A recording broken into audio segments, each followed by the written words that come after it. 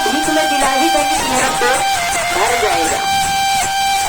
लेकिन देखिए, जो किस्मत में लिखा रहता उससे ही ज्यादा मिलता, उससे ज्यादा नहीं मिलता, उतना ही तक मिलता है।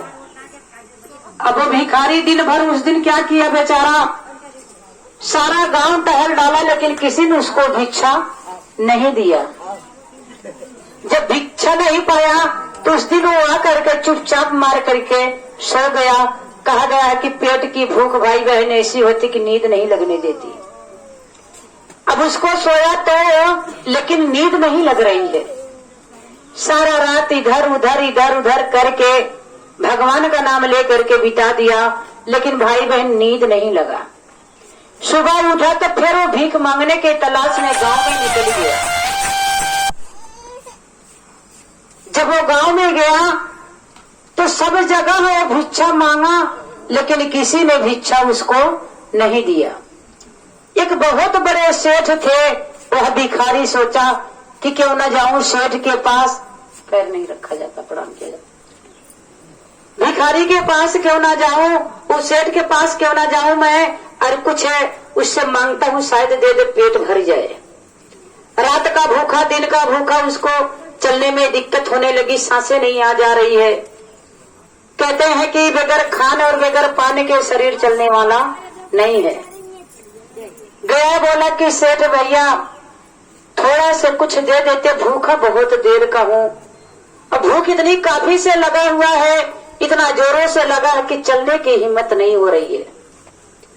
अब वो सेठ क्या किया, उसको लाने से दूर से इशारा किया कि जा यहाँ से, भीख नहीं मिलेगी, लेकिन उम्मीद जगाया था कि यहाँ बैठा रहूंगा तो शायद मिल ही जाएगा।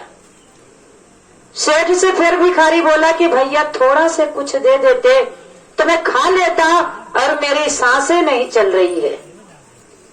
लेकिन भिखारी को सेठ इतना तेजी से डांटा कि भाई बहन कि पूछिए मत, भिखारी की आंखों में आंसू आ गया। फिर उम्मीद जगाए, वो बैठा था वहीं पे, गया नहीं। उसने कहा कि भैया कुछ दे दीजिए थोड़ा से। भिखारी के ऊपर सेठ ने क्रोध में आकर के एक बाल्टी पानी ले आकर के फेंक दिया, लेकिन उसे भीख नहीं दिया। फिर भिखारी कहने लगा कि भैया दम मेरा निकल जाएगा भूख के मारा, पूरे गांव में डोल कर टहल कर आ गया, कहीं भीख नहीं पाया, कुछ थोड़ा सा है तो दे दो। लेकिन सेठ ने क्या किया, उसे डंडा लेकर के खदेड़ दिया। शाम हो गई, भिखारी को भूख इतना काफी लगा था, कोई रास्ता नहीं तय कर पा रहा था। भिखारी ने सोचा कि क्यों न इसी पोखरे में डूब करके अपने जान को दे दूं। पोखरा बहुत गहरा था। अब भिखारी वहां पोखरे में हल गया भाई बहन डूबने के लिए, कि भूख से तड़पने से अच्छा है कई बार मैं अपनी जान को दे दूं। पोखरे में जब वो भिखारी हल गया तो देखिए उसी रास्ते से एक साधु बाबा जा रहे थे। साधु बाबा ने देखा कि ये व्यक्ति अपने जान को देने जा रहा है। साधु बाबा पोखरे में हल करके उसे निकाला। उसने कहा कि भैया क्यों अपनी जान को देने जा रहे हो। भिखारी रोने लगा, कहा कि बाबा क्या ना करता, भूख के मारा चलने में एकदम दुर्बल हो रहा है, शरीर काम नहीं कर रही है, सारे गांव में टहल टहल करके 2 दिन से भीख मांग रहा हूँ, लेकिन कोई देने को तैयार नहीं हुआ। साधु बाबा ने कहा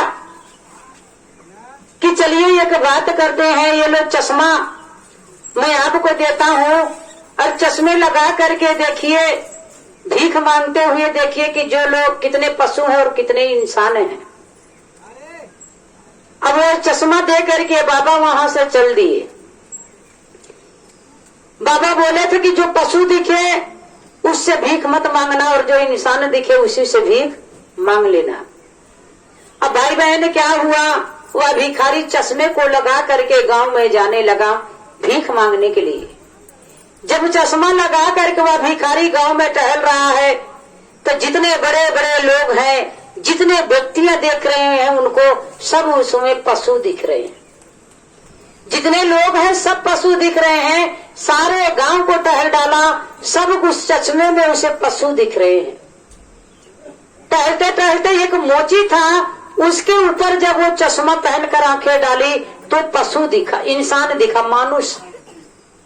वो मोची उसे इंसान दिखा तो भिखारी उसके पास जा करके भी वापस जाने लगा।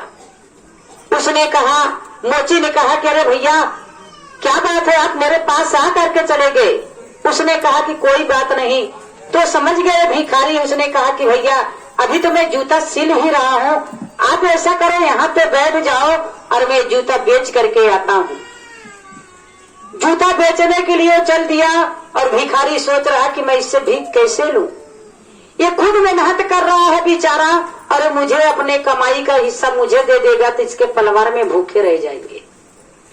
अब वो भिखारी वहीं पे बैठा है और वो गया कुछ ही दूर पे एक सेठ की बहुत बड़ी भाई बहन दुकान थी, और वो सेठ बहुत बड़ा था, बहुत बड़ा नहीं था, बड़ा नहीं था, बहुत धन का मालिक था, बहुत बड़े धन का मालिक था।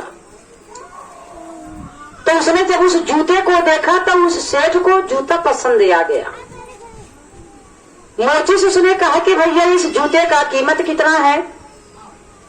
तो उसने भिखारी के पेट भरने के लिए रुपये का दाम लगा दिया, जूते का दाम लगा दिया। सेठ ने उसे जब जूता का दाम दिया तो उसने कहा कि वो भिखारी वहीं पे बगल में बैठा था, तो जूते का दाम लेकर के उस भिखारी को दे दिया। उसने कहा कि अरे भैया तुमने इतना मेहनत करके सुंदर सा जूता बनाया और जो जूते का कीमत था उस भिखारी को क्यों दे दिया? उसने कहा कि इसकी पेट की जो दाम थी वही मैं मांगा था, जो इसके भूख का दाम था वही मैं मांगा, आपसे अपने मेहनत का दाम नहीं मांगा। इसलिए जितना पैसा इस जूते का मिला मैं इस भिखारी को दे दिया। उसने कहा कि ऐसा क्यों किया तुमने? तो भिखारी बोला कि भैया आज 4 दिन से मैं भूखा हूं और इतने बड़े बड़े लोग मुझे पशु दिखे। जब पशु वाली बात कहा तो सेठ बहुत गुस्सा हो गया। उसने कहा कि तुम्हें कैसे पशु दिखे, तुम कैसे एहसास कर सकते हो कि पशु है? बोला भैया ये चश्मा पहन लो और आप भी एक बार देख लो। वह सेठ जब चश्मा लेकर के पहन कर देखने लगा तो जितने बड़े बड़े लोग थे, दुकान के मालिक सब थे, एक से एक बढ़ के एक सेठ थे, सब लोग उसको उस चश्मे में पशु दिखे। सेठ ने सोचा कि मैं भी जरा अपने नौकर से कहूं कि चश्मा पहन करके मुझे बता कि मैं कैसा दिखता हूं। जब उसने कहा कि इधर या, नौकर को बुलाया, कहा कि चश्मा पहन और अपने आंख पे लगा कर देख मैं मानुष हूं कि पशु हूं। जब नौकर देखा तो उसमें वह शेर दिखाई दिया। अब वो डर के मारा बताया नहीं। उसने कहा कि मेरे मालिक अभी कहूंगा, भाई बड़े लोग हैं बुरा मान जाएंगे। उसने कहा कि सेठ आप बहुत महान लग रहे हैं, आप बहुत सुंदर मानुष लग रहे हैं। और वो सेठ जो था समझ गया कि मेरा नौकर मेरे सामने डर के मारा झूठ बोल रहा है। उसने धमकाया, कहा कि जल्दी बता मैं कैसा दिख रहा हूं? उसने कहा कि सेठ आप इसमें शेर दिख रहे हैं।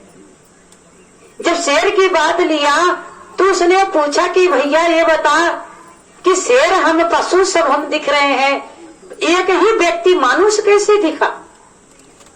भिखारी ने कहा कि बाबा का दिया हुआ चश्मा भगवान स्वयं वो चश्मे को दिए थे। परम पिता परमेश्वर जो दुनिया के मालिक है वो कभी अपने भक्तों को भाई बहन कष्ट में नहीं देख सकते। कष्ट का निवारण वही करते हैं, कष्ट भी वही देते हैं।